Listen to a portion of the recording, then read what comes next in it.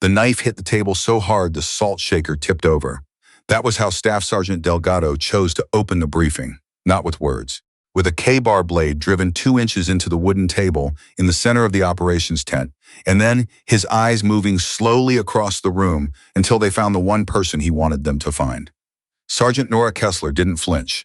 She had learned, in her 6 years of service, that flinching was the thing men like Delgado were waiting for. She looked at the knife, then she looked at him, then she looked back at her notepad. He pulled the blade out without acknowledging her and moved on with the briefing, but the message had already been sent. The room had already received it. 3 of the Rangers along the left wall exchanged glances in the particular way men do when they believe they are being subtle. Kessler wrote down the grid coordinates and said nothing. That was Fort Bliss in the spring of 2019, which is to say it was hot and dry, and the kind of place that made people either very focused or very cruel, and sometimes both at once. Kessler had been attached to the battalion for 11 weeks, assigned as a marksmanship instructor through a joint training initiative that nobody at the battalion level had asked for, and nobody had tried to hide their feelings about. The program had come down from above. The battalion had absorbed it the way a body absorbs a splinter. Technically, yes, but with visible irritation. She had a record that should have made the situation easier. It didn't. In the previous year, she had placed first in the Army's advanced marksmanship competition, the only woman in the field of 43. Before that, she had 2 combat deployments, one to eastern Afghanistan and one to northern Syria, both with the 75th Ranger Regiment support structure. Her qualification scores at every level of her career had been marked with the notation exceptional in the box where most people receive satisfactory, or, if their instructors were generous, above average. She had been recommended for the advanced marksmanship program by Colonel Whitman, who had watched her shoot a moving target at 800 meters in a crosswind and said nothing for a long moment before writing down her name. None of that mattered at Fort Bliss. Or rather, it mattered in the way that a rumor matters, acknowledged, somewhat believed, and then quietly set aside in favor of what a person could see with their own eyes. And what they saw was a woman who stood 5 feet 5, weighed 138 pounds, and carried a rifle that several of them had already referred to, in her presence, as a girl's toy. The rifle in question was a Mk13 Mod 7, chambered in .300 Win Mag. It was not a toy. It was the same platform used by Marine Scout snipers and special operations units across multiple theaters. Kessler had modified her stock and adjusted her scope turrets to compensate for a right-eye dominant shooter at distances above 1,000 meters. She had been shooting that specific rifle for 4 years. She knew every variable it introduced and every correction it required. She could account for elevation change, humidity, temperature differential, and wind shear, and she could do most of it in the time it took someone else to find their rangefinder. Delgado called it the toy the first time he saw it 3 days into her assignment. The second time, 2 of his Rangers called it that instead. By the 3rd week, it had become the default term in common use throughout the operations area, spoken in the particular casual way that lets a person later claim they meant nothing by it. Kessler used it to clean her gear and ran her first training block the following morning. The initial assessment was standard protocol. She needed to know where each of her 22 assigned trainees was starting from before she could determine where to take them. She had them shoot from prone at 500 meters. She walked the line. She adjusted stances, corrected breathing patterns, noted grip issues, and trigger discipline problems. She said very little. She was the kind of instructor who watched more than she spoke, on the theory that most people already knew what they were doing wrong and needed observation confirmed, not lectures repeated. At the end of the block, Private First Class Lark asked her how she'd learned to shoot like that. Practice, she said, which was the true answer and also the least satisfying one. But who taught you, Lark said, because he was 20 years old and hadn't yet learned that sometimes the answer is exactly what it sounds like. My father, she said, and then the Army, and then myself. Lark nodded seriously, the way young soldiers nod when they want to signal they're absorbing something. She didn't know yet whether he actually was. The problem with Delgado wasn't the knife, or the language about the rifle, or even the look he gave her across the briefing room. Those were symptoms.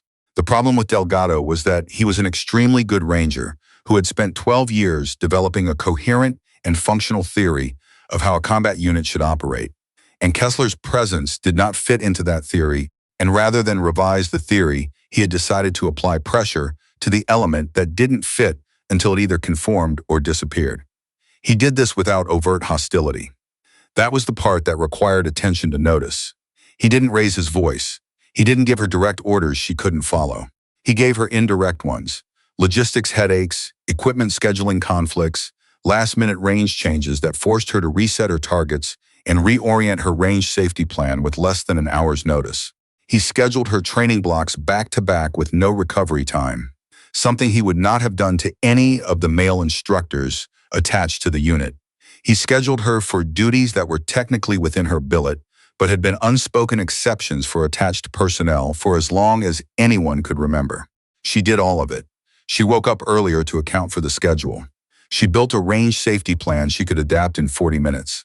She found ways to let the logistics problems resolve themselves through the system rather than through complaint, because she understood that complaining would give Delgado exactly what he was looking for: a data point to cite later. She was exhausted in a way that went beyond the physical. It was the particular exhaustion of someone expending equal energy doing their job and proving they deserve to do their job, which is double the workload with only one of them visible to the people evaluating you.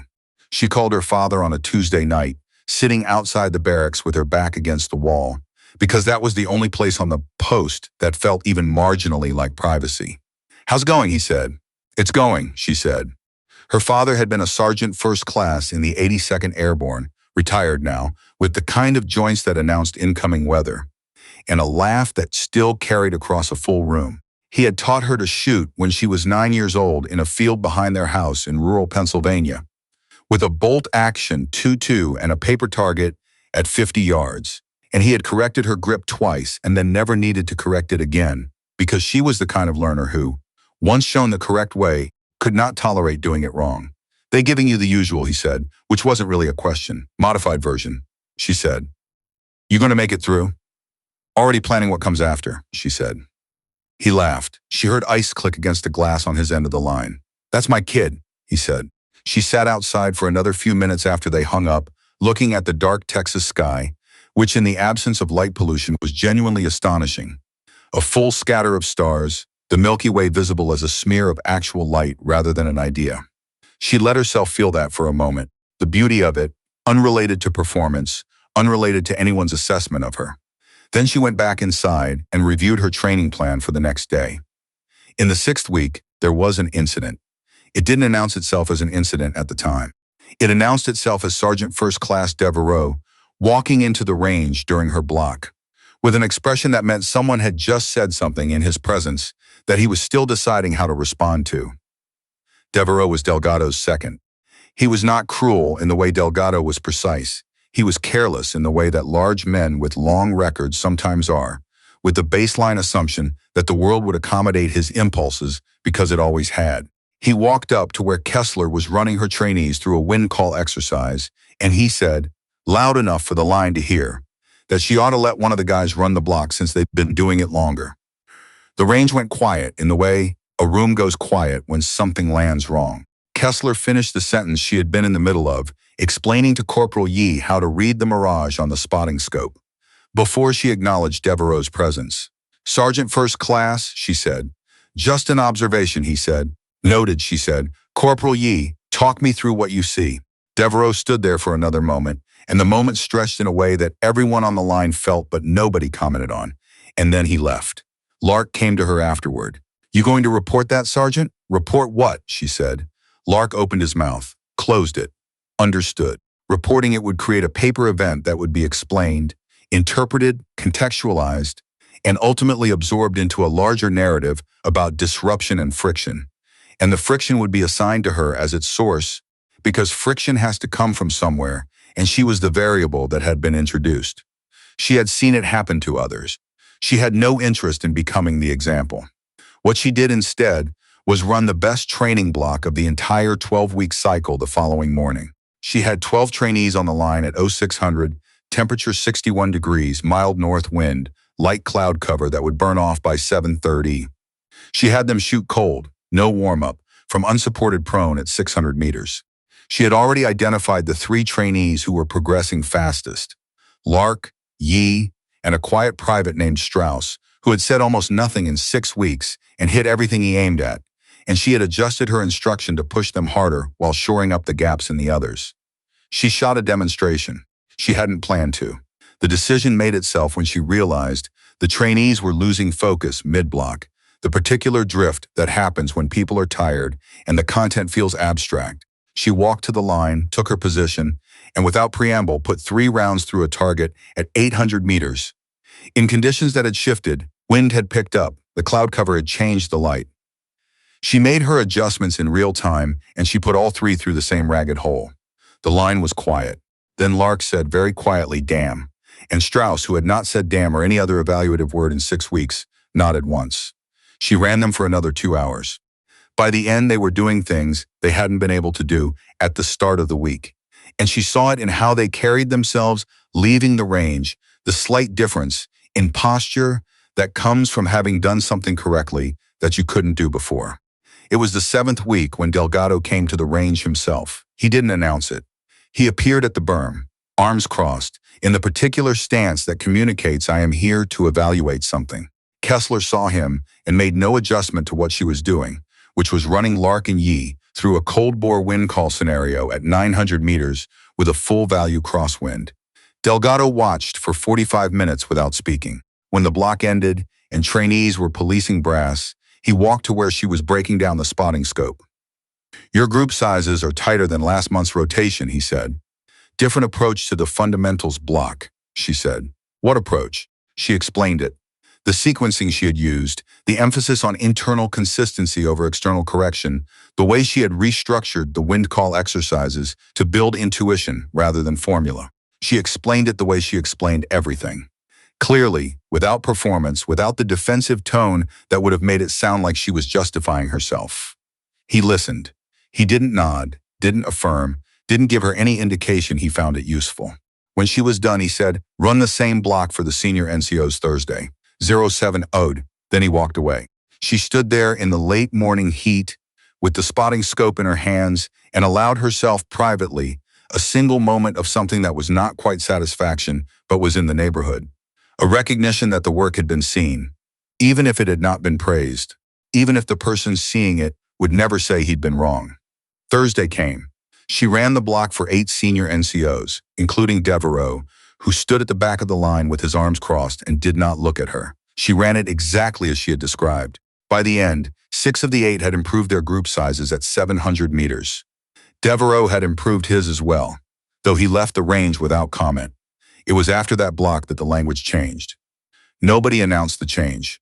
There was no meeting, no formal acknowledgement, no moment of reckoning where someone said we have been wrong. It was gradual in the way that all genuine shifts are gradual. The way water changes temperature imperceptibly until the ice is just gone. The trainees stopped using the word toy. Lark started referring to the MK-13 by its proper designation. In the operations tent, when someone new to the unit asked about the Marksmanship program, she heard one of the Rangers, one of the ones who had exchanged glances on the first day, explain who she was with something close to respect in his voice. Delgado put in a written request to the battalion commander to extend the program by 4 weeks. Kessler found out from the battalion S3, who mentioned it in passing, assuming she already knew. She didn't know how to feel about it for most of a day. She was not someone who needed the validation. She had moved past the point in her life where she required external confirmation to understand her own value. But there was something in it, the formality of a written request, the specificity of 4 weeks rather than 2, that she found herself returning to. It was not an apology, it was not an admission, it was a man who had spent 12 years with a certain theory of how the world should work, making a small written record that the theory required revision. She accepted it for what it was. In the final week, Lark brought her something. A unit coin, the kind that Rangers traded among themselves in a tradition that was simultaneously stoic and deeply sentimental. He set it on the table next to her spotting scope and said nothing. She looked at it. She picked it up and turned it over. "From the guys," he said. She put it in her shirt pocket. "Tell them," she said, and then she stopped, because she was not a person who gave speeches and the moment didn't need one. "I will," Lark said. The last day of the extension block was a Friday. Weather was perfect for distance shooting, cool, minimal wind, full overcast that flattened the light and simplified the math.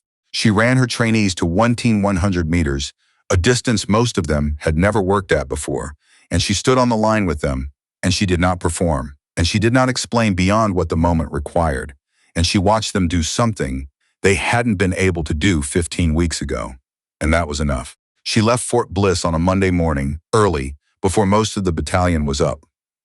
Her truck was packed the night before. She drove out through the main gate as the sky was going from dark to gray, the mountains in the distance still black against a fading night. She didn't know what came next. There were options. Another assignment, another unit, the possibility of a position with a small but growing program working to integrate women into advanced training pipelines. She hadn't decided. She was the kind of person who didn't decide until she had to, who moved toward the next thing carefully, who understood that most of the important questions don't announce their answers on a schedule that's convenient for the person asking. What she knew was what she had known when she arrived. Her score at 800 meters, her adjustment protocol, the feel of the stock against her cheek, the particular patience required to wait for the right moment and then not miss it. She had that. She'd had it before Fort Bliss, and she would have it after, and it belonged to no one's assessment of her. The mountains disappeared in the rearview mirror. She kept driving.